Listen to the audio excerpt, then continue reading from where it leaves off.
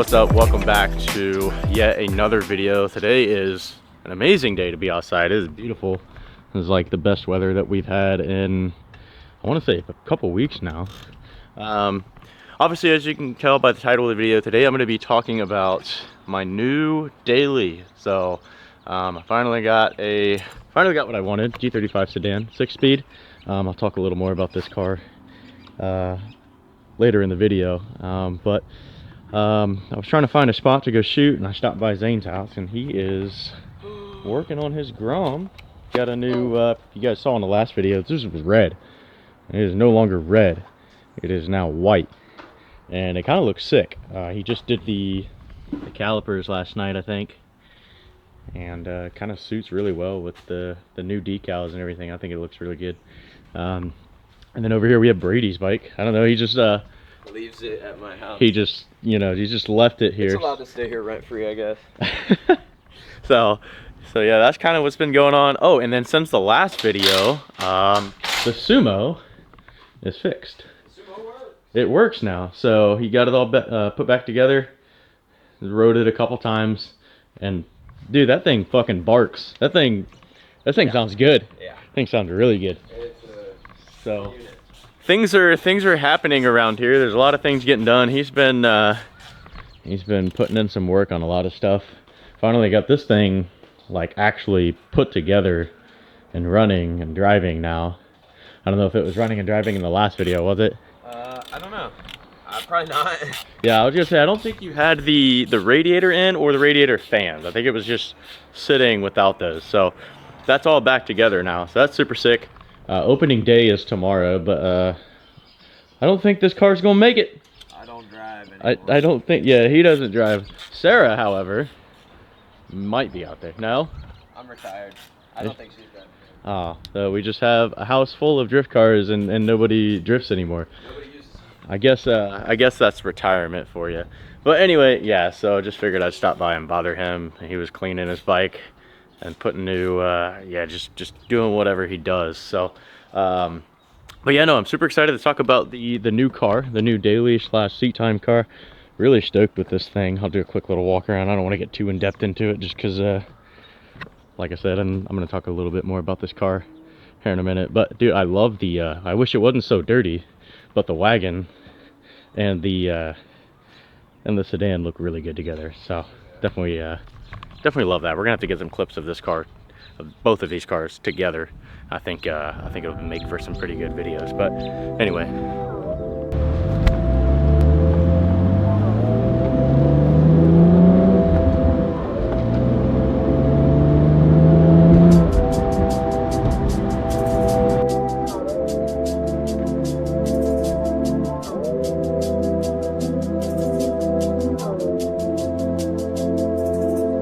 Alright guys, so yeah, I am currently trying to find a spot so that we can sit and film and talk a little bit about the car.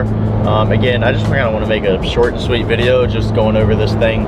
I'm super stoked about this car, to be honest, and I'm really excited to talk about it. So really, I'm just trying to find a spot that like it's kind of secluded. I don't really want to sit like in a parking lot full of people and like film the car. I don't know, I get weird about that kind of stuff. I could do it fine, but I don't want to do it in a place where people are just sitting around and staring at me. So I'm gonna try to find somewhere that's slightly secluded. God, this car is going so slow. So yeah, we're gonna go ahead and do that, and then we'll jump right into pretty much the main purpose of this video. So alright guys, so we have found a spot. We found a parking lot that is empty. There's nobody here. And yeah, so we can go ahead and get right into the main purpose of this video. So like I said, as you guys can tell by the title and what I said earlier, I am going to be talking about my new, to me, 2005 G35 Sedan. I am in absolute love with this car. This thing has been super nice to me so far. I'll get into that in a little bit, but yeah, this car is super amazing. I've been enjoying it a lot. Sounds great, looks great. It's in really good shape. You know, you don't usually see G35s in in good shape anymore. They're usually like takeover cars now, or they're just clapped out, or they're drift cars, or you know, whatever. But this thing has been taken really good care of. Has very, very, very, very minimal rust. The rust that you'll see on this car is just like surface rust underneath. Pinch-wells are perfectly fine, rockers are perfectly fine, the quarters are completely unmolested, not rolled, which is super crazy. I don't know, I always find that like super astonishing whenever I find a car like this that has not had the fenders rolled, or they're not rusted out or anything like that, because these are really common for that. I actually had a 2004 G35 Sedan a couple years ago, and that car was a hoopty. That car was an absolute fucking hoopty. And so this is kind of like my redemption for having that car. And what's really cool about this one, with it being a 2005, it's a facelift car. So it just looks so much better. I absolutely love the front bumpers on these cars. They look way better than the early gen sedans do, which I was really happy to be able to get my hands on a facelift car. So yeah, that's been a huge plus for me. On top of that, it just looks really nice. It sits really well. It's sitting on some lowering springs. It's got some 19-inch wheels on it. I just think that the color combo and the wheels and just the way it looks, it's just absolute killer. I love this car. It's great. Now, when I first bought this car, this thing was a pain in the ass for the first week of my ownership with this thing. I had so many issues with this thing, it wasn't even funny. I ended up having it go into limp mode on me about 200 miles into the trip back home. So I bought this off of a guy up in Michigan who some of you guys may know as Phil. He's got that candy red 350Z. Thing's super sick. And he's got a wagon that he pulls that thing with. For those of you that went to M1 Concourse, I'll put a picture of that car up here. That thing is fucking sick. I absolutely love that setup that he's got. But anyway, so that's who I bought this car off from. This was his daily driver for a little bit. And yeah, so anyway, I get about 200 miles into the trip back home, and the car goes into limp mode on me. And I was like, okay, cool, I know how to get it out of limp mode. You just do the throttle dance, as most of you guys know. It's called a pedal dance or whatever, the throttle body relearn. So I went and did that, pulled it right out of limp mode, no problem. Okay, cool, whatever. Just went in the limp mode, not a big deal. The next day, did the same thing, like twice. And then the next day it did it a bunch while I was driving around, and like I said, I kept doing the pedal dance to get it to come out of limp mode. And then it just kept doing it, and I just had to keep pulling it out of limp. And then finally, it got to a point where it wouldn't fucking come out of limp mode, like at all. It would not pull out of limp mode. No matter what I did, unhook the battery, put it back on, whatever, blah, blah, blah, blah. Oh, and then I forgot to mention, before that, I think like the second or third day of owning this thing, no crank, no start. Fuel pump wouldn't prime, starter wouldn't click, absolutely nothing. And I'm thinking, what the fuck? So I'm already having it do limp mode, and I'm already having it go not crank or not start on me. So I was just getting super frustrated, because the whole reason for buying this car was to daily it. As most of you guys know, I had a Lincoln that I talked about in a couple videos where it got totaled out, and that's what I ended up using that money from to buy this. So the whole goal was to buy a dailyable, you know, a daily ready car. And I started kind of second guessing. I'm like, holy shit, I just bought a fucking lemon and this thing isn't gonna work. And it really sucked for me, because I was like, dude, this thing's really clean. The last thing I want to do is have to sell this car. But it started getting to a point where I wasn't able to drive it. And I had the Saturn still, which I talked about in the last video about doing a video on me blowing it up. Well, it beat me to it, and it blew up on me coming past the green. So I ended up having to coast into the parking lot, and yeah, it locked up on me. And so I ended up leaving it there with a key in it, and Sandy's towing took it and impounded it, and I signed the title over to him because I wanted nothing to do with that car. But anyway, that's besides the point. So I had that car, that was it, and it was on its last leg, and I knew that. So I was really stressing about getting this car done, driving, ready to go. So anyway, the no crank, no start issue actually ended up being the fusible link that plugs into the harness and the battery terminals. I'll show a picture of it, but it was unplugged. And that was literally the last thing that I would have ever thought that it would have been. I was thinking that, you know, a fuse was blown, or I was thinking that maybe the crank sensor was bad. I don't know. I was just trying to come up with all these things that it could have possibly been to cause it to not crank, not start. You know, I thought, oh, maybe the starter's bad. But then I started thinking, I'm like, okay, well, the fuel pump's not priming. So it just ended up being like a plethora of issues. And I had my buddy Alex Lavoie, huge shout out to him, by the way, for all the help that he has been with this car. He came over in the middle of a fucking, like, a hurricane. Like, dude, it was raining so bad. And he came over to Zane's house to help me try to figure out what was wrong with it. And he figured it out in 15 minutes. He figured out that it was not getting any power to the ECU, which I didn't have a scan tool, so I couldn't see that. But it was not getting any power to the ECU, and he just looked at the battery terminal area, and the fucking fusible link was unplugged. So that was that. And then, right, and then it was still having the limp mode issue. So it was still just going into limp mode all the time, couldn't figure it out. And so I eventually ended up, you know, asking for advice from other people because I just couldn't figure it out. And we pulled the codes, figured out it was like, you know, this or that, and we kept replacing stuff, and it kept throwing more codes, and we kept throwing more stuff at it. I kept throwing more money into it, more time, all this. Alex spent a great deal of time diagnosing this car, and ended up finally, after replacing a bunch of sensors, replacing the VVT solenoid, pulling the timing cover apart, retiming the entire car. I mean, like, we just went through it with this thing.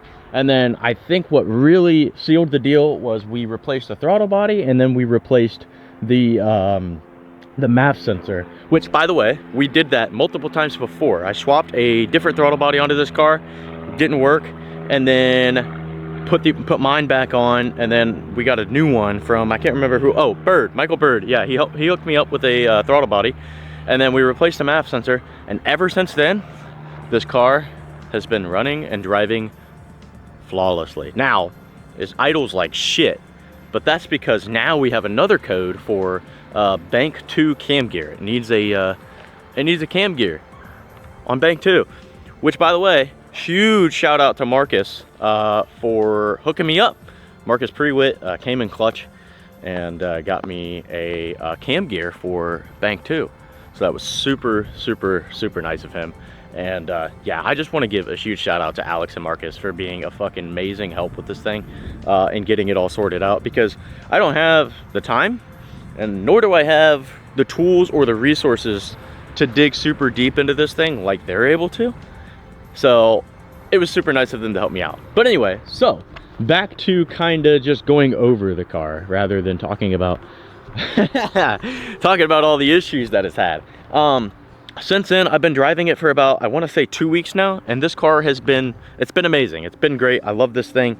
Kind of the plan with it, really, for right now, is just to daily drive it. I don't really have, oh wow, look at that, fucking Porsche. That is music to my ears. That is sex to my ears. Holy shit, that was amazing.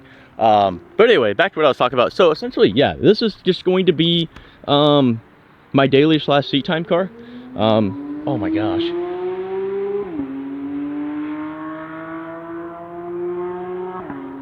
Oh my goodness. Listen, if I win the lottery one day, I ain't telling anybody, but there are going to be signs. I will have a 911 GT3. Holy shit, that sounds amazing. Anyways, back to the video. Yeah, so essentially this is gonna be my daily / seat time car. It is a 6-speed. I don't know if I said that, but it's a 6MT. The thing's in super good shape. I mean, for being, you know, what it is, a 2005 with, you know, 170,000 on the chassis. And oh yeah, that's another thing. This thing has a 90,000 mile DE motor in it. So the 2005s came with a DE rev up, which are fucking terrible. I had one in my 04 coupe, my black one that I had, and it blew up on me out of nowhere. I actually took care of it. Like, I drifted it, but like, I did the oil changes, you know, I made sure to take care of it, and it fucking blew up on me. So that's a huge perk with this car, is that it is a DE motor car, no longer a DE rev up. The rev ups are awful. We don't do that. But anyway, this is actually going to be the candidate for the 4200 swap. Hey guys, it's me from the future. Hey, so I just wanted to jump on here and kind of touch up on this topic where I mentioned that this was going to be the candidate for the Atlas swap. And I just want to say that while I wish that was still true, it's been a little time since I filmed this video. I filmed this back in March. It's currently July, so it's been about 4 months. I've decided to go a different route and decided that the Atlas swap just wasn't feasible for this chassis in particular, just due to the fact that this chassis is a well put together car. It is, I mean, it's pretty much fully stock how it is. I don't really feel like getting too in depth on this chassis in particular for a swap that requires a lot of work, and I just don't feel that this is going to be the chassis for that. That doesn't take away from the fact that I still want to do that swap. I would just have to find something else. What like the original plan was which was to find a roller or some sort of chassis to do that with. Obviously a lot of stuff changed, you know, with my car getting totaled and me just, you know, having the opportunity to buy this. I just think it's not feasible to put the 4200 in this car. With that being said, I mentioned that I am going a different route. I'm actually going with a more common swap. So I've already bought a motor and a trans. It's kind of a direct bolt-in, you know, plug and play ordeal. And a couple people that I personally know have done this swap as well. So I'm super excited to get into that video. I'll probably do something on that within the next couple videos I upload. But either way, I do plan on talking about that, and I do plan on getting a little more into that and what I'll be doing with this car that doesn't require as much work as the 4200 would. Anyways, hope you guys enjoy the rest of the video. So for those of you that have watched that video, I had talked about getting a car for that motor, and I think this is going to be the perfect candidate for that motor swap eventually. That probably won't happen until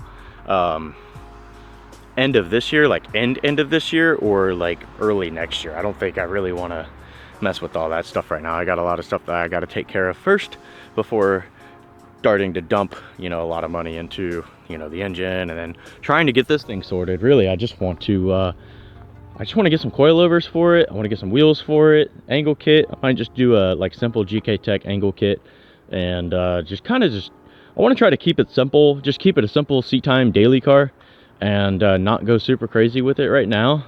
Like I said, just suspension, angle, wheels, and that's really about it. And I don't know, I might wrap it a different color, you know, put some stickers on it, make it look cool. I don't know. I really don't. I'm just super excited to have a super clean G35 Sedan facelift. I don't know. I can't emphasize on the facelift. I don't know what it is. I just love facelift cars so much better. The pre-facelift G35 sedans are hideous. My blue one, which I mentioned earlier, was hideous. Absolutely hated it. Did not like it. This just looks so much better, and I just yeah, I can't get over how it looks. I also can't get over how clean it is. I can't get over like how good shape this car is in. It's like the paint is immaculate still. I mean, yeah, like I said earlier, it's got its little imperfections and stuff like that, but like it's so daily. It's gonna be a seat time car. Like, I'm not super stressed out about that kind of stuff. Yeah, a little dents there, but like this thing in the sun just looks amazing. So yeah, I'm super excited to get started on this car. I'm excited to finally be back in a VQ cars. Most of you guys know I'm a big VQ guy. I don't know what it is. I just can't seem to stay away from VQs. I don't know what it is, guys, but I keep doing it to myself. And then I run into problems and I'm like, oh my God, why did I buy another Nissan? Why did I do this to myself? But no, seriously, this car it's been great now that it is all dialed in and it's fixed. Hopefully we don't have any more issues with it. I think it was just, I don't know. I'm not in any way blaming the guy that sold it to me. It sucked. The timing sucked really bad. It sucked that I bought it from him, and then all of a sudden, all these issues started popping up, and then I had to dump a bunch of money and time into this thing. That's what really pissed me off. So other than that, car's great. I mean, this car is phenomenal. I don't know, I can't get over it. So, but yeah, that's pretty much it for this car. Like I said, I don't really plan on doing a whole lot with it. It's just gonna be kind of a simple, a daily seat time car. It's gonna be something I just cruise around in, take it to a couple events, you know, Should be a little easy on her. I don't know. Maybe once I get another daily, because this is kind of my only daily right now. Maybe once I get another daily, I'll actually start taking this to the track a little more than I want to right now, just because I don't, you know what I mean? It's my only car. I'll buy another beater car, you know. I'll buy another Saturn, a $300, $400 car that lasts me a year somehow. I have no idea how that car lasted that long, but it did. Yeah, I just can't get over how good this thing looks. All right, so I know I yapped a lot about the car, and I just kind of like showed the car off a lot, and I talked about the issues and whatnot, but I kind of want to deter away from the issues. This thing's really nice. As you guys saw in some of the clips that I put up on the video, like the interior's in really good shape. It sounds really good. It's got a really nice catback exhaust on it. I think it's like a MagnaFlow exhaust. Sounds really good. It's not super loud, and it's not quiet. It's loud when you want it to be.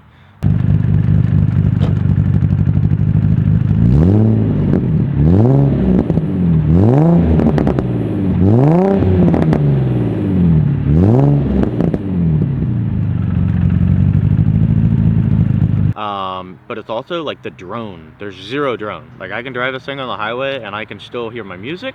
I can still talk to people. Like, this thing is not a loud car at all. And I know, like, this is such a typical VQ owner thing to say, but I've had people tell me this is probably one of the better sounding VQs that they've heard, which means a lot, because like I've had a couple VQ cars, so I know, like, I've been that obnoxious guy with a Tomei. I've been that obnoxious guy with a fucking straight pipe, like,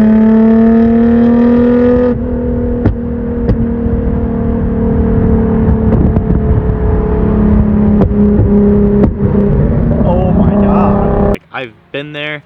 And like, it's cool and all. Like, the Tomei setup was probably one of my favorite setups on my 350Z. I think it had stock headers, Burke test pipes, a Megan Racing Y pipe, I think it was, and then a full Tomei catback. And that thing actually sounded really, really good. It wasn't super, super raspy unless you like really got it up there, or unless it had an exhaust leak. The exhaust leak VQs sound fucking terrible. So Zane Kenny, I'm talking to you. Sounds really good. Motor's really healthy. Like I said, it's only got 90,000 miles on the DE swap, so I'm really stoked about that. That was like a huge plus for me, was that it has been swapped with a 90,000 mile motor, so it's going to last a really long, and it's not a rev up. So rev ups, you know, they're just typical for fucking blowing up, and I don't want that. And I'm sure it already did blow up. Actually, the motor that was in it before was blown, which is why it got swapped with a DE. So hopefully this lasts a lot longer than the rev up will. I think it will. I mean, DE motors, if you take care of them, they last up to about 250,000 miles, if not more. I've seen them go to 300,000 miles. You just got to change the oil regularly, check it and whatnot. But anyway, yeah, super solid car. I'm really excited to have a sedan again. I don't know what it is about the sedan that I really like. When I had my blue sedan, I told myself I was never gonna buy another one again because I hated it.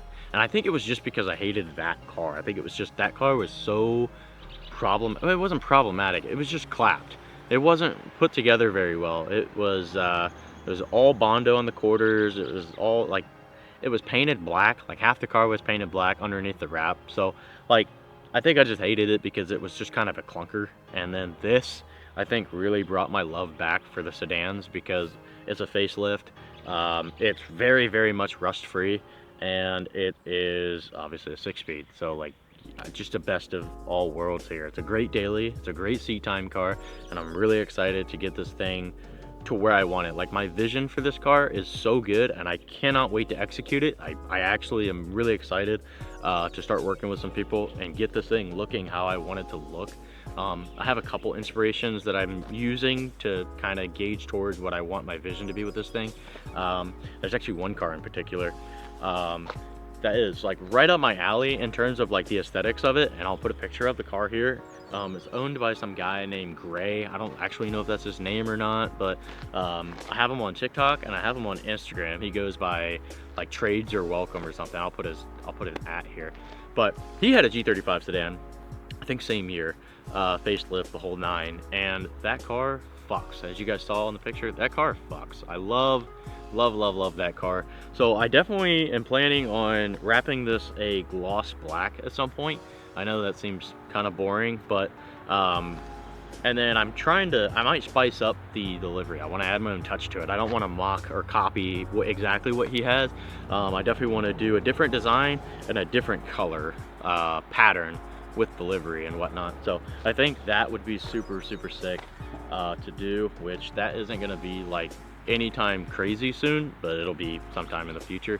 And then another thing, I don't know if you guys have seen like on the lowriders or like, you know, the what do they call those? I'm trying to think. My brain is not braining.